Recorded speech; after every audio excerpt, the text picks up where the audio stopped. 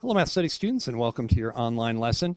We are going to be looking at some, again, possibly familiar things and some things that will build on what we saw previously. We're hoping to learn to express numbers using scientific notation, as well as identifying SI units. We'll talk more about what those are. And if we're successful, we will be able to create and interpret numbers expressed using scientific notation and make relevance or find understanding in problems involving various SI units. Scientific notation, you've probably seen this before, maybe even studied it, so it might be a review. It's where we take a number, and it's often called standard form, and we involve writing it with a number between 1 and 10 multiplied by a power of 10. And so what I mean by that is that we're going to have this number here, which we're representing with an A, and that number has to be between 1 and 10. It can be equal to 1, but it can't be less than 1 and it can't be more than 10. If you think about those kinds of numbers between 1 and 10, those are the numbers that we first learned, like counting numbers 1, 2, 3, 4, 5, 6, 7, 8, 9. They all have a single digit. So basically what we're saying is we have to have exactly one digit to the left of the decimal point. Everything else, all other digits, can go to the right of the decimal point. And we're going to then use exponents to show where we should move the decimal point when we turn it back into a decimal. So numbers who originally were written in decimal form and were greater than or equal to 1, now in scientific notation, they are going to have positive exponents. So again, large numbers that started that way when we write them in scientific notation have positive exponents.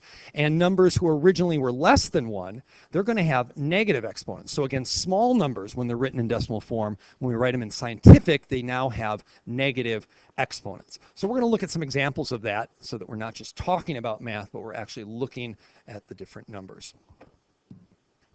So for example 1, we're going to express the numbers given to us currently as decimal numbers, just regular numbers, and we're now going to write them using scientific notation. So the first number is a pretty large number. In the scientific community, things can get really large when we talk about space, or they can get really small when we talk about things like measurements that we might make with an electron microscope. And so they often want to focus just on the significant placeholders that we talked about last time, or our significant digits. And in this first one, we've got 5,678,000. And then we have these extra zeros that are not significant. Well, scientific notation allows us to only focus on the significant part of this, this number, the significant figures. And it has 4 significant figures. What we want to start with is starting with the decimal place. And you might say there is no decimal place in this number, so we have to add it. On a whole number, the decimal place is always on the far right. And so I'm going to count to where I want to move it. And remember, I only want to have one digit to the left of the decimal.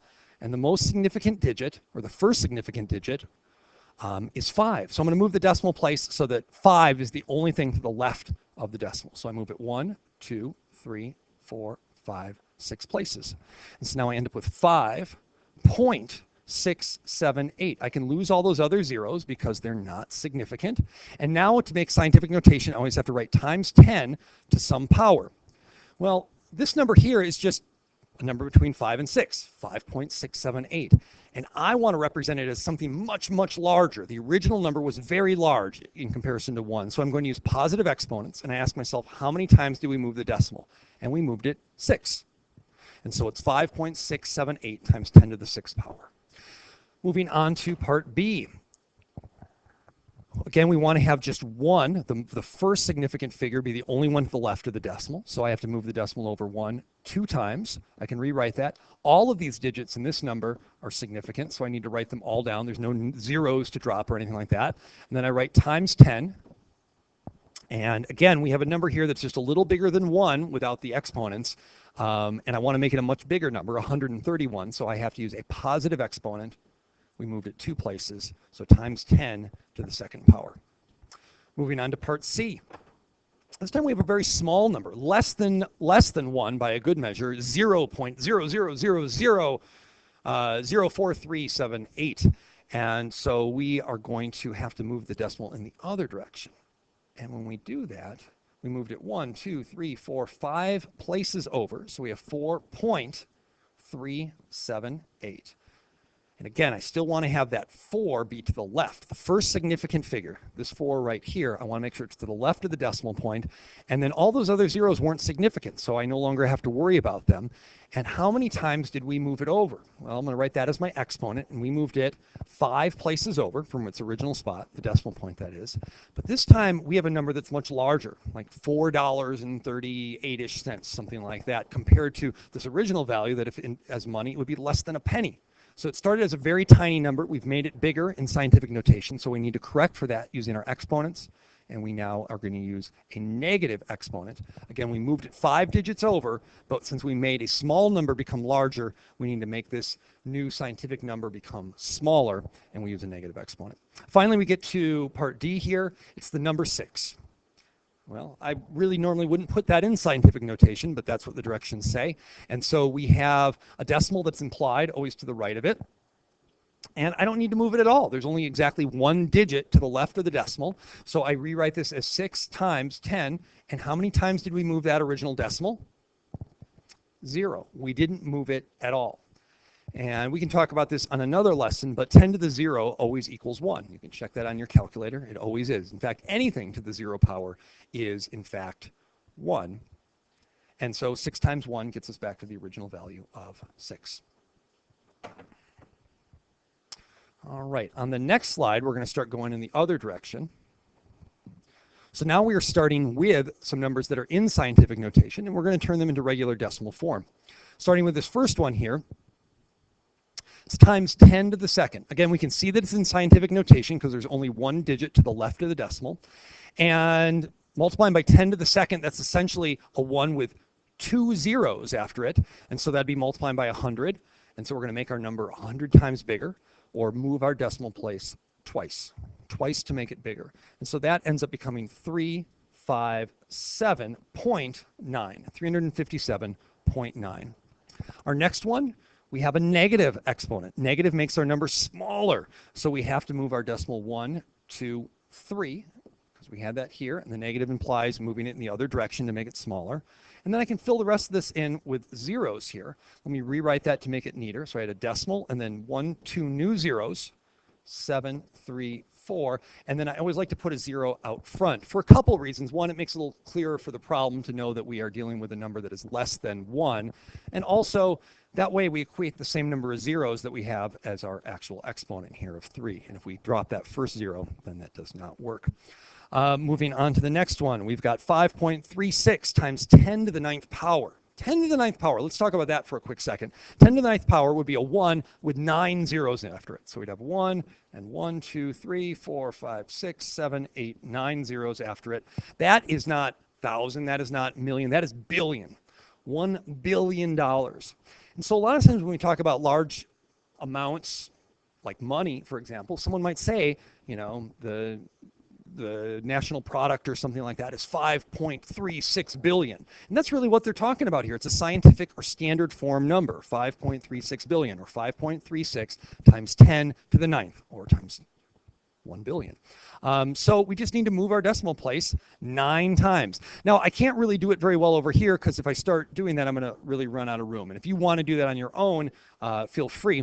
But I'm just going to start here with my 5.36, and now I'm going to move it 9 places. 1, 2, 3, 4, 5, 6, 7, 8, 9. Fill in all my zeros. And then I'd have a comma after every 3. So 1, 2, 3 commas. And now I could just write that a little bit neater so it's clear. So I have 5,360,000,000, no thousands, no hundreds. And again, that was a case where it was actually a little bit more work for me to write out all that stuff with the commas and the zeros, whereas the original way it was written was a little bit faster, maybe even clearer. Finally, here we have 2.61 times 10 to the negative 6. It's a negative exponent, so we're going to make it smaller. Because we're moving a lot, I'm going to do it similar to that last one and write down 2.61 first and then start moving it over. 1, 2, 3, 4, 5, 6. There's my decimal place. Fill in some zeros and put a 0 out front.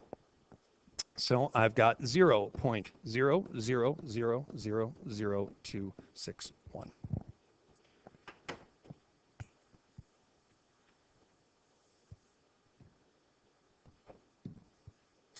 One thing to note is that calculators also use scientific notation. And I have lots of students when they get to really large numbers where the calculator screen can only hold about 9 or 10 digits, and then the calculator will default to using some sort of scientific notation. And they ignore the fact that it's using scientific notation, and they'll write down a number such as this first one here as just 5.35. And yet this is not 5.35, this is 5.35 trillion, because it's times 1 or times 10 to the 12th power. That would be a 1 with 12 zeros after it, or trillion. So what's the difference that we have here in the calculator notation? I typed it into the calculator using just regular scientific notation, where I had a number between 1 and 10 times 10 to some power, which was 12 in this case. And as we look at the way the calculator displayed it back, it had that same number between 1 and 10. It still had the 12, though this time not really written as an exponent, but the thing it replaced was that times 10, it just used an e. Same thing happens when I use a negative exponent, because for a very small number, it would have to display a bunch of 0.00000 and so on and so forth. So here we have a 1.24, keeps that the same. There's a negative 15, letting us know that we're moving the decimal to the left or making it much smaller. We still have a negative 15, but instead of times 10 that we have here, we have this e. Same exact thing, except a negative exponent. So something to watch out for, especially when we're not in this unit and we're dealing with some larger numbers. Make careful that we look at what our calculator is actually telling us. So now we're going to move on to the second part of our lesson, and we're going to talk about SI units, or another name for that is the International System of Units. And scientific community are often sharing their knowledge, working with each other in different countries, and they want to have something common that they can use to label their units of measurement. And so some common ones that we've probably seen quite a bit are meters for length, kilograms for mass, which is similar to weight but not the same thing, and then we have time with seconds. There's some others here, but they're less common for us. We may see these other units, such as ampere with a capital A, Kelvin for temperature, not Fahrenheit or Celsius or things like that, but we might see those in our textbook and problems or on worksheets and tests. And just know that these are units of measurement, and we don't have to totally understand them, but we just need to understand that they're labeling what we're dealing with. As we move on here, those last ones were the 7 base units of measurement in the SI units, and here we have some derived units. To derive something, you work with something that you started with, such as a meter, and then if you square a meter, like we saw maybe back in geometry class, it becomes area. Or if we cube it, like an actual cube, it has 3 dimensions, so we're talking about volume. Gram is a smaller version of mass. We've got velocity, which is similar to speed, but also includes direction. Radians for angles you may have heard about, and then some others over on the right-hand column. And again, you aren't responsible for knowing these, so you're welcome to pause the video at any point, write them down, or print up the notes. They can also be found in our textbook. And then outside of the SI units, we have some others that we often see. First and foremost being the time up here. Notice the minutes is used MIN to abbreviate it, not M, because we used M for meters. So that's one to watch out for.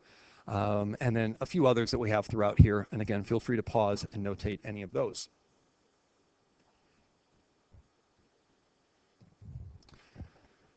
Also important when we're talking about units of measurement is the prefix. And so smaller and larger multiples of these units combined, SI units with a prefix, to derive a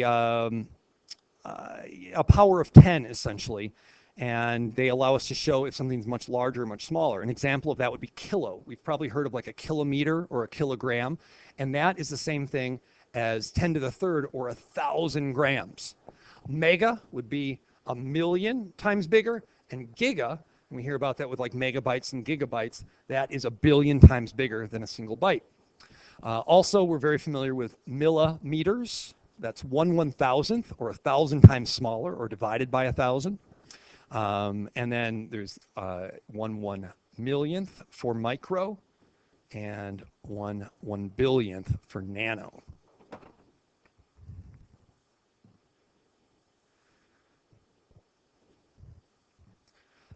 The nice thing, you were always seeing those in groupings of 3. They're adding 3 more zeros on for millions, billions, trillions, things like that. We won't get through all these examples, but I'll do one quick one. And we're going to talk about converting. There's a lot of different ways to convert numbers and convert units. You can use it using exponents, as we saw with scientific notation. You can use it just using your common sense. and what you think you might need to multiply or divide by. And you can also use cross product, and that's what I'm going to show here. So we're starting with 2,550 millimeters, and we're converting them into meters. Well, we first want to start by asking ourselves, which one's bigger? And meters are much bigger. So if I go a meter, I'm going to have 1,000 little millimeters in there. And so it would take a lot of millimeters, in fact, 1,000 of them, to equal 1 meter. So if I'm converting from a lot of little things, I should not have that many when I get to the big thing. So that's something just to keep in mind. And so from that sense, since we talked about this already being 1/1000th, when you talk about millimeters, you could probably just multiply those numbers together and get the correct answer. But I'll show another way that we can do it that's a little bit foolproof, as long as we know our basic algebra sort of skills here. So I'm starting off with two fractions set equal, which is known as proportion. And I'm starting off with my labels. I have millimeters and meters. Well, I already know how many millimeters I have. I have 2,550 millimeters. But I don't know how many meters I have in this ratio, so I'm putting x down. And then I'm going to keep the unit the same, and since I have millimeters up top, I'm going to use millimeters again over here so that they match. And I think I'm going to put that over meters, and I have to ask myself, how many millimeters equal 1 meter? Well, it takes a lot of millimeters. In fact, 1,000 millimeters to equal 1 meter. And now I have my proportion. I notice that my labels are matched up in the top, they're matched up in the bottom. And as soon as that's good to go, I can kind of ignore my labels, knowing that my final answer will be x, which will in fact be in meters. So I'm now going to do the thing called cross product or cross multiplying. I'm just going to multiply what I have here, ignoring the labels, and I have an x over here, and I'm crossing over the equal sign, and I'm multiplying it by 1,000. Well, what's x times 1,000? It's 1,000x. Now I'm going to do the same thing going across the equal sign in the other diagonal direction, and I have 2,550 times 1. Well, multiplying by 1 is an identity, so I remain with 2,550. As with any algebra problem, I'm trying to get x alone, so I'm going to divide whatever is on the same side as it, since 1,000 is multiplying the x. I do that to both sides, and I get x is equal to, and then to divide something by 1,000 just means I'm moving the decimal place over the number of zeros it has, which is 3, so I have 2.55, or feel free to use your calculator for that and check it out. And then again, we were dealing with how many meters we were supposed to have, so I'd have 2.55 meters. And that would work for any of these other problems. I'll do a quick setup on the next one, and then I'll let you finish it on your own. So we have 2.15 kilograms. We're trying to turn it into grams. So I just put them over each other. I don't know how many grams, so I used x. And then I just think, how many kilograms is the same as a gram? Well, kilograms are much bigger. So I'm going to start with just a single 1 there. And then in the denominator, kilo is 1,000 times bigger. So I would need to have 1,000 grams. Now again, I could just cross multiply. And I guess I will finish this since it's going to be a nice easy one. 1 times x is just x. And then on the other crossing that equal sign, I have 2.15 times 1,000, or I can move that decimal place over 3 spots. So I'd have 2,150. And so it's equal to 2,150 grams. And again, I would need a lot more of these little grams to equal these large 2.15 kilograms. All right, sorry the video went just a little bit long here. But to recap, we talked about numbers in scientific notation as well as SI units. We'll look at some actual problems involving this next class. And if you want to look at the textbook, you can find more problems on and more examples in section 2C and 2D. Until next time.